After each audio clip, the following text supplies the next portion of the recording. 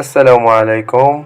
موعد المباراة اتحاد طنجة والوداد البيضاوي وتوقيت المباراة والقنوات الناقلة من البطولة الوطنية الاحترافية إنوي الجولة 20.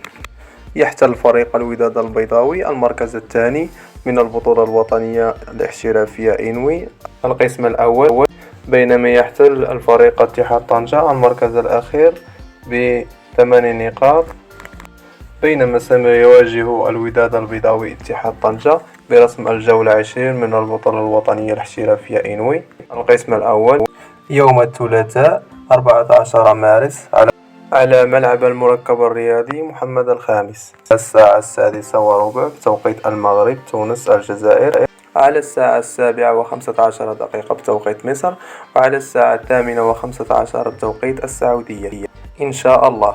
ومن المرتقب نقل المباراة بين اتحاد طنجة والوداد البيضاوي على قناة الرياضية المغربية.